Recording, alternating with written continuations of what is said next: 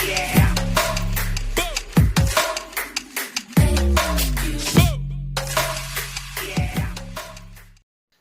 علیکم ورحمت الله وبرکاته. ګرانو محترمین دوستانو، زه سید بوراغه حقیار نن یو ځل بیا ستاسو درانه حضور ته د ښکلي شانته ویډیو سره حاضر شوی یم.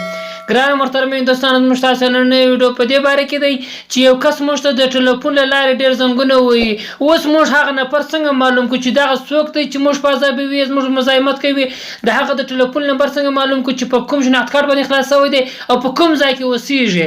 اوس په ډېر اسان طریقه سره موږ تاسو د هغه کس کوم کس چې موږ تاسو ډېر تنګوي د هغه ټول مکمل ډیټیل تر لاس لاندې راولو، ټول مکمل معلومات وګورو. نو ګران دوستانو، زموږ سید حقیار یوټیوب چینل ته سره سبسکرایب کړئ، د ګنټې نشان پر وروسته آل نپشن پر وي چې تر څنګه مخکې زموږ د اولاد ویډیو تر تاسو پورې در ورسیږي. یا وروسته ویډیو ته لایک هم ورکړئ او په کمنټ کې هم ولیکئ چې نایس.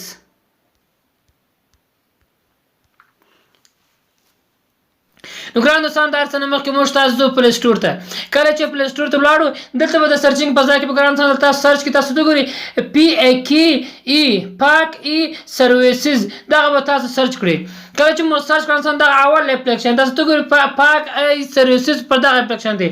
دغه اپلیکیشن لینک تاسو دغه ویډیو په ډسکرپشن کې در کوم چې له ډېرې وسایل او تاسو دغه اپلیکیشن لاسته راوړئ. نو ګران دوستان، کله چې اپلیکیشن مو ډاونلوډ خپل موبایل کې انسټال کړه، اوس نو موږ تاسو راځو دغه اپلیکیشن راخلاصو. تاسو وګورئ دغه اپلیکیشن دی، پر دغه اپلیکیشن باندې به تاسو کلیک وکړئ، دا سفر ته راځي. ګران تاسو وګورئ دا سفر ته راځي. کله دا سفر ته رااله، اوس په دې کې تاسو ډېر کارونه کولی شئ. اوس موږ تاسو معلومات دغه باره کې ویډیو چې موږ دغه د نفر ډیټیل څنګه معلوم کړو، موږ به راځو پر دغه نمبر ډیټا باندې لیکل شوی دی. تاسو وګورئ پر دغه نمبر ډیټا باندې به تاسو کلیک کړئ.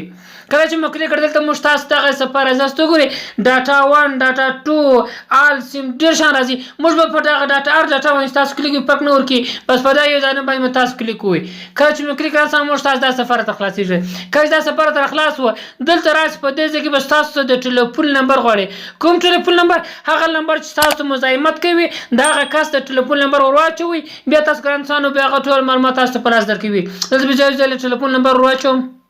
نو دا ګران دوستان، تاسو د ټلیفون نمبر ورواچوئ، خو په اول سر کې 0 مه ورکوئ، 0 مه ورکوئ. دا نمبر چې ورکړل دوستانو په دغه سرچ باندې به تاسو کلیک کړئ. په دغه سرچ باندې به کلیک وکړئ. اوس موږ ته دا سفر راځي. کله دا سفر ته خلاص و، په دې ځای کې تاسو وګورئ دغه د ټلیفون نمبر چې موږ تاسو ورکړی و دغه نمبر دی او دغه ډیټا ده. دا سیم په څو تاریخ باندې راوتلی دی، دغه تاریخ تاسو درکوي. نو دغه نفر نوم څه شی دی؟ که کوم نفر هغه شناخت کارت والا چې دغه سیم یې راایستلی دی دغه نوم څه شی دی او د هغه شناخت کارت نمبر درته ښیي چې هغه شناخت کارت نمبر څو دی، هغه داسې توګه دا نمبر څو او دا بیا سیټي څه د کوم ښار دی، په کوم ښار کې دوی اوسېږي، دغه ټول معلومات دوی تاسو په لاس درکوي.